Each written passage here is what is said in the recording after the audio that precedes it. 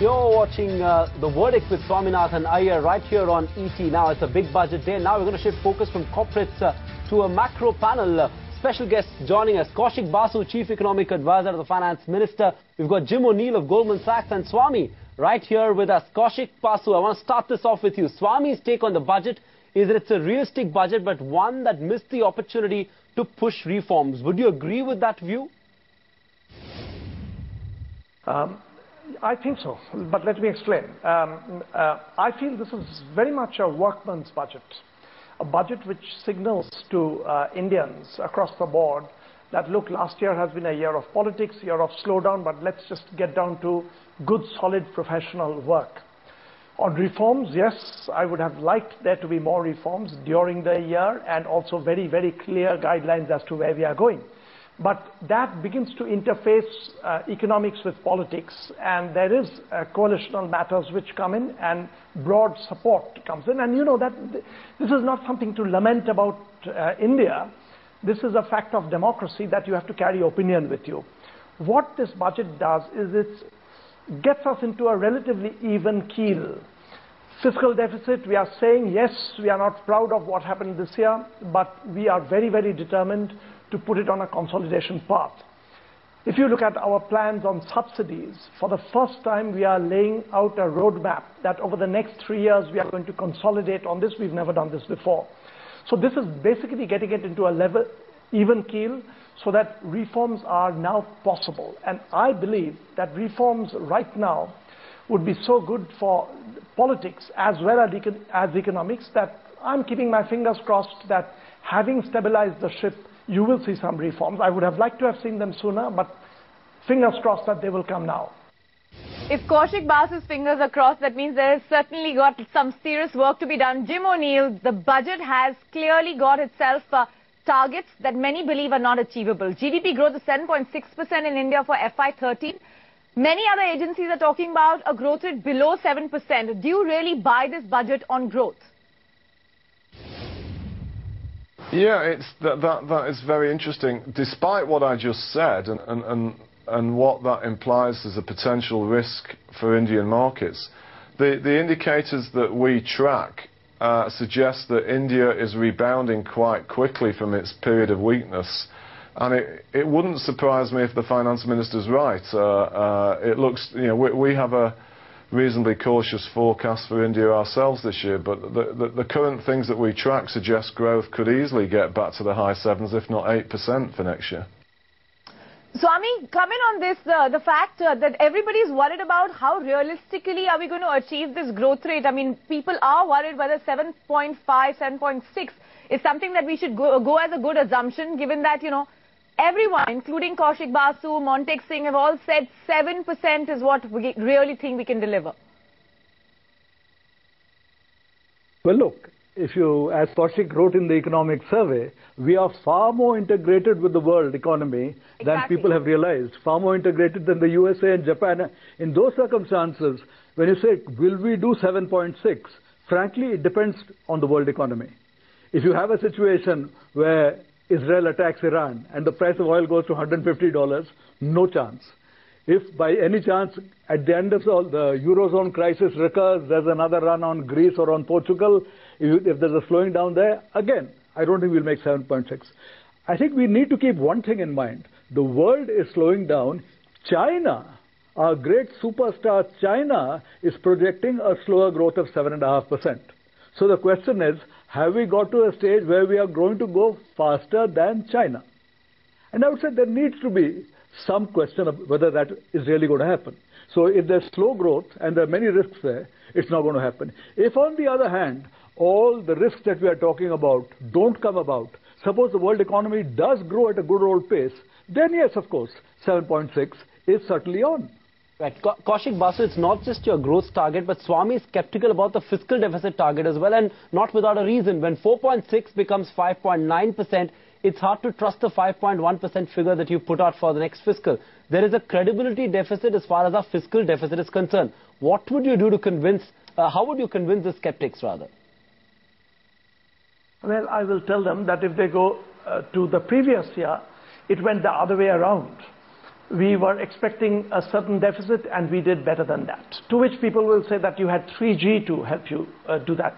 But 3G was done by us. The 3G auction was designed by us.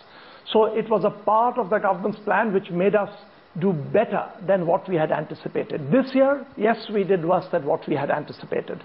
But once again, just like you used 3G for the previous year to understand why we did better that year, you have to look around at the world, oil price having shot through the roof and then holding steady. I mean, oil price as high as over such a long period we have not seen before.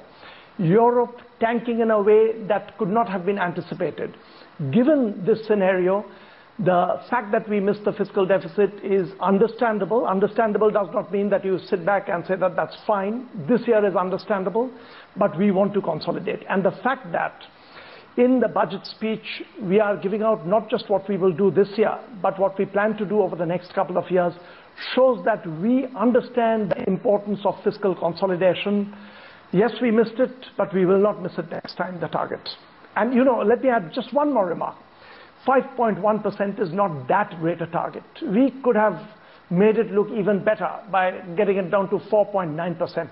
But this is precisely the fact that we don't want to lose our credibility. We did badly this year. We don't want to do badly next year. We want to meet the target that we are setting for ourselves, hence 5.1. Mr. Basu, you're making all these comments at a time when their political compulsions haven't been ever so strong and high as they are for the government. And, you know, the promises look pretty rosy, but truly the next year and a half will all work towards the elections in the future. Swami, don't you think so? What Mr. Basu is saying, that we will work harder, we will now fix the issues that we've not delivered on the last few years. It does seem a bit of a story of the hindsight. Well, it's really a rosy projection. It's a wish list saying these are the kinds of things I want to do and I really will try to do them.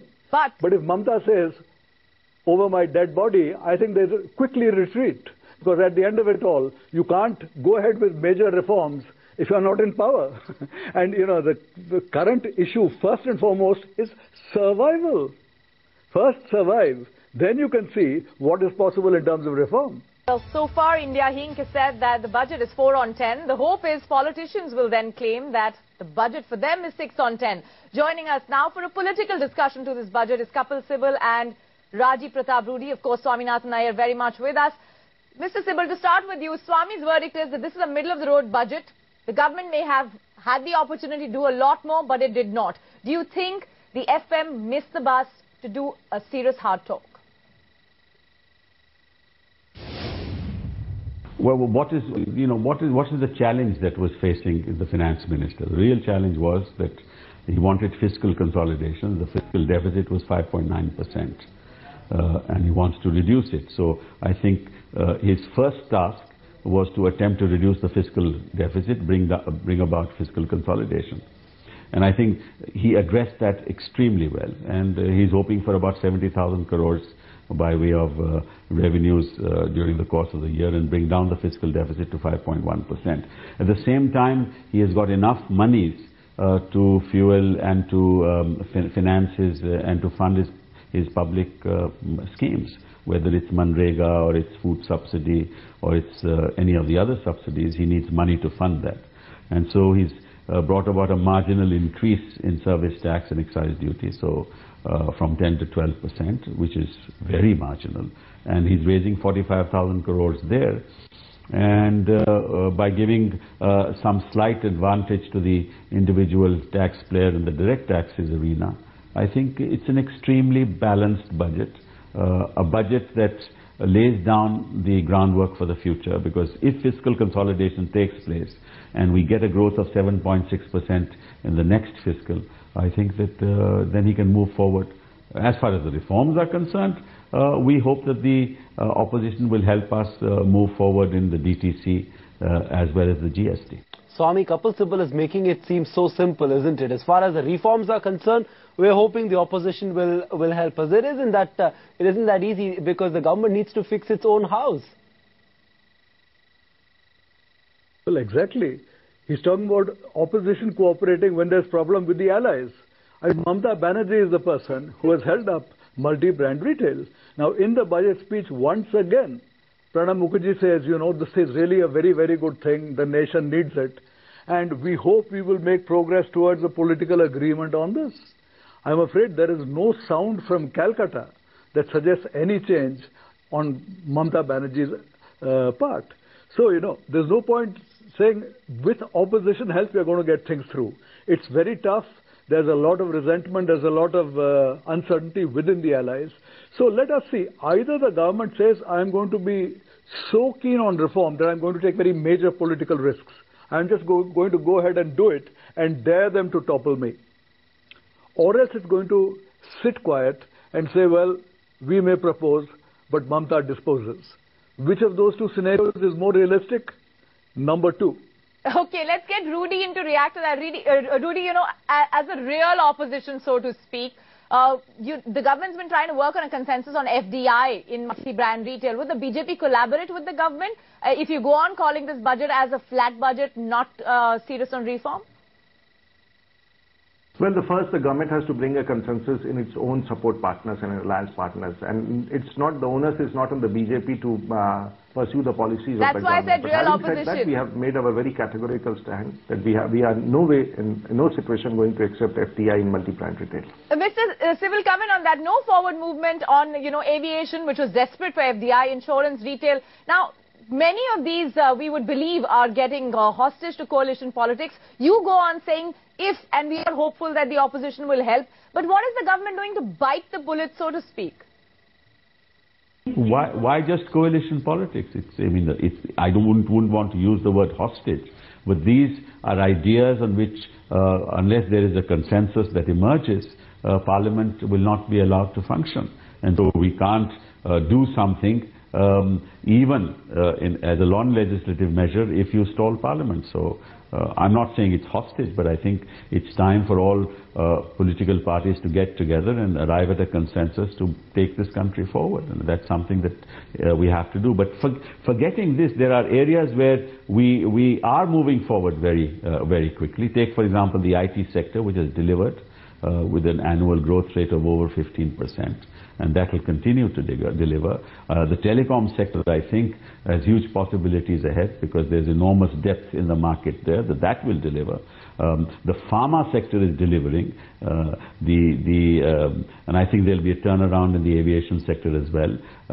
The manufacturing sector is looking up at the moment. So I think the education sector is bringing about returns of 15% annually. So I think all that is happening, but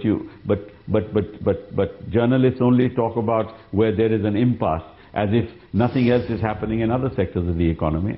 And that's why we have an annual growth rate of 6.9% in the worst of times. Fair point, Mr. Sibal. Mr. Rajiv Pratap Rudy, the fact is that even as we give flack to the government for being slow on reforms, BJP itself has done a U-turn on several reforms that they've supported when they were in power. Now the talk is on fuel subsidy. The government is looking to cut fuel subsidy significantly, indicating that it's going to do something about diesel. It could be a fixed subsidy per litre, it could decontrol prices.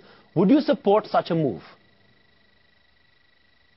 Well, it's a situation. What you see, the subsidy bill has been reduced in the past, and this has been done because they want to moderate the prices and they want subsidies to go. But having said that, as of now, as the situation prevails, there is inflation. There is a situation where the economy is in a large deficit. I do not know. I do not exactly know, but this ultimately is going to put a pressure. If they are going to tax the people, which they have done indirect, if you see the indirect taxes have gone up amazingly this time, and that would be a burden on the customers, on the people overall. And at the same time, if the subsidy, so I really do not know what management and what fiscal posture the finance minister wants to take as far as managing these two contradictions are concerned. You know, the political debate can go on and on, but Mr. Kapil Sibal, since you are the telecom minister, I want your quick reaction on this. The finance minister hopes to raise around 40,000 crores from the 2G auctions. Don't you think that's an overestimation? Because these are not scarcity-induced auctions. Do you expect the industry to bid so aggressively? Well, you know, he is expecting this in this fiscal, so wait for this fiscal, and at least we in government would like to deliver. Kapil Sibal, Rajiv Pratap Rudy, thank you so much for joining us. But Swaminathan Aiyar, before we let you go, your final verdict on Budget 2012.